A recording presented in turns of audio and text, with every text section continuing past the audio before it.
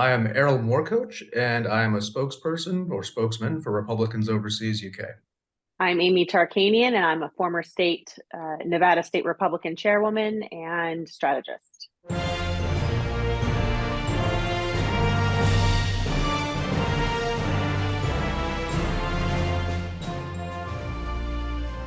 I find this whole thing to be extremely embarrassing. I think that we should be concerned. I know that a lot of Republicans who are devoted to President Trump are overlooking the fact that he's going to be most likely in trouble and want to compare to President Biden's situation with his documents that were found in his garage and Hillary Clinton's situation when she deleted emails. But not that any of these scenarios were right, but you still cannot overshadow the fact that what President Trump did was wrong, plain and simple. I don't think that any of those three situations were good. Now, justice, obviously, it does seem that it's not being, put equally across the board, unfortunately. But because of that being the case, you would think that President Trump would have taken the extra precautionary steps in making sure that he didn't take one thing to possibly cause heartache and to put himself in this situation. And it's mind-blowing to me. It's like, why didn't you just take a ballpoint pen and a letterhead, or go to the gift shop? Why did you put yourself in this position knowing that you were going to be under the microscope?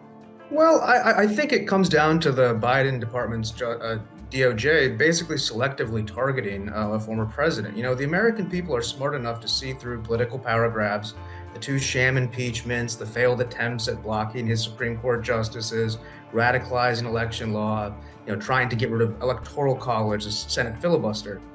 And so I think that despite the fact that everything you've said, Amy, is absolutely true, and why would he have done this? How could he have been so cavalier and unaware that every magnifying glass was on him? Now, this case has a lot more weight than the Alvin Bragg nonsense. But, in the end, I think that the American people who are going to be voting are going to look at this through a political lens and not a legal lens. And Donald Trump believes he can win the election probably before this comes to termination, depending on how you want to look at it. Well, I think it's extremely concerning, unfortunately, that the comment that you just made about, you have a number of individuals who are willing basically to overlook the criminal aspect because they're so exhausted and exasperated over the unequal application of justice.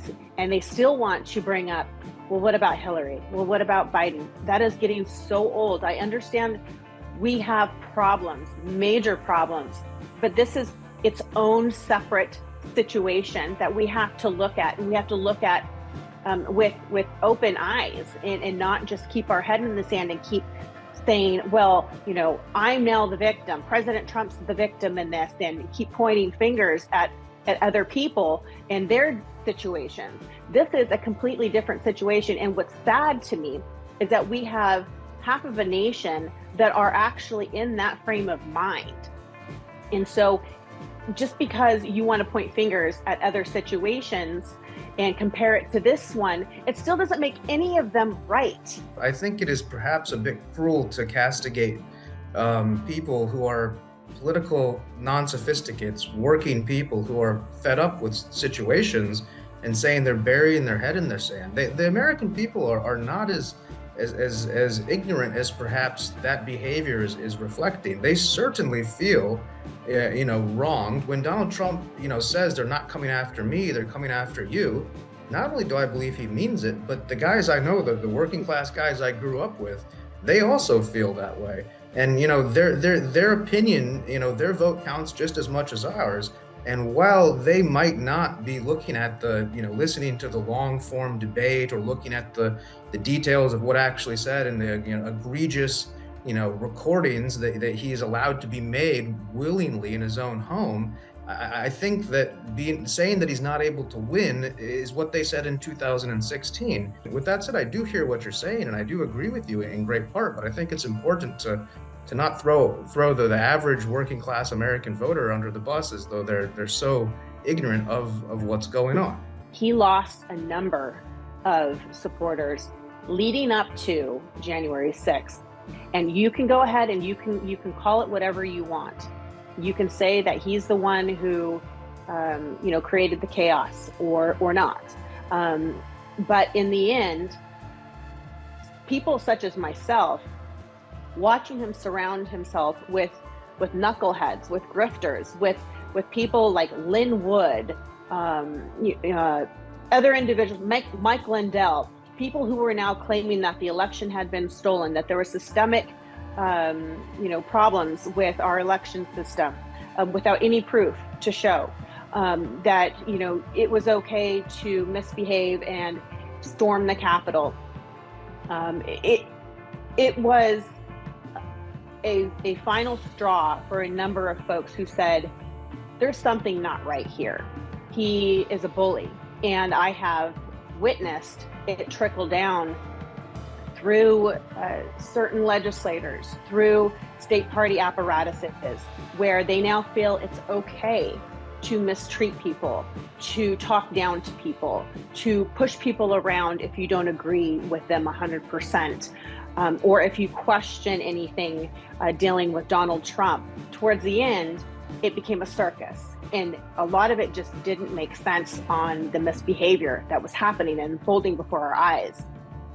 And it trickled down because now everyone thought that was the way to be powerful. That was the way to exude strength, was to knock people down, and to constantly play the victim and to constantly point fingers on why things weren't going their way, and without any self-reflection. And it's very disheartening, I think, to witness. But that's where we're at today, and I don't know how we put that genie back in the bottle. Well, two things I'd like to quickly highlight, and they're just, the standard fact, and something that we need to realize about our party. After the January 6th riots, immediately after, 60 to 65% of the Republican Party said, we don't care that happened. When you ask your average Republican voter about the election, I think it's like 70% or so say they have concerns. However, what I would look at is the track record. I was the generation that was affected the most by the, Oxycontin overdose scandal. There's pictures. I went to high school. You would think that, we went to war because half those kids are dead. This was the first time in 60 years that, when Trump was president, that we reversed that overdose death in the country. The first president in 60 years not to start a war. You look at the economic climate. I have friends who tell me, look, I went from upper lower class to upper middle class, and I know I'm back down. They can feel the pain, and they remember that, yeah, he was kind of a bully. But, compared to just letting everybody get away with everything, a lot of the regular voters, keep in mind, 8 of the 10 richest counties vote Democrat. Democrat Party isn't the party of the working class.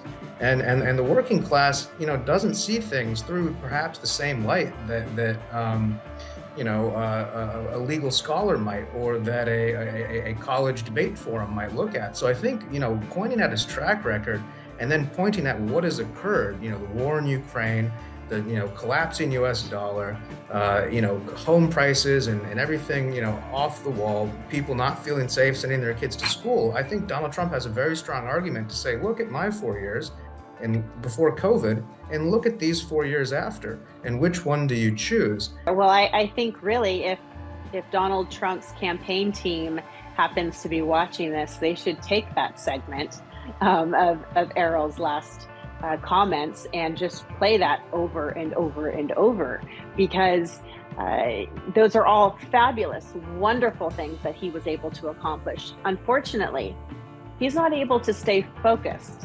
He's not able to stay on track, and he just wants to complain and point fingers and play the victim.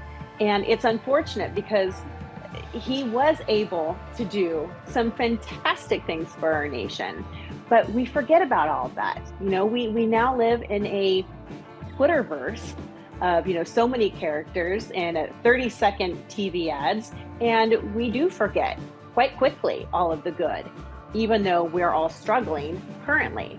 I don't like a President Biden administration. I don't want it to come back. But I also want to make sure that I have a president who's competent, who's sane, who's not going to cause problems, who's actually going to remain loyal, because he's actually now, as we have found, to be an extremely disloyal individual if you happen to question him in a number of scenarios. And I think that we're now looking for somebody who is able to bring all of those wonderful qualities that you just listed, Erol, but in a very statesman-like manner. So you can still be strong, but you don't have to be a jerk.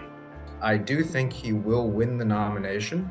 And so it's going to come down to the last 2 weeks before the presidency, who has the campaign dirt. It's going to be one of the most underhanded, elections. And as a historian, you have to look at, economic cycles and historical political cycles. This is actually quite not unusual. The new century starts about 2 decades into each century. And there's an old guard and a new guard. And I do think he's going to be the nominee. I personally think he has the capacity to win, but he's not going to be who the game theorists or perhaps the traditional Republican establishment would prefer to be the candidate. Again, he wasn't a Republican until up until 2009. He destroyed what his voters saw as a Republican Democrat oligarchy. And he will face charges. There will be probably appeals. He does seem kind of dead to rights on some of his comments he's made. But whether or not that prevents him from being president is going to be up to the voters. And I do think that barring some absolute disaster, I can't imagine Ron DeSantis. Keep in mind, Trump got more votes in Florida than DeSantis did in the last governor election. I know it's a governor election versus a presidential election, but Trump is going to win his base, and DeSantis isn't going to be able to wrestle that from him. So our job in the Republican Party is to get the A team back in there and get the jokers out. I just hope Erol's correct. I do. I want the best for our nation. I, of course, want a thriving Republican Party.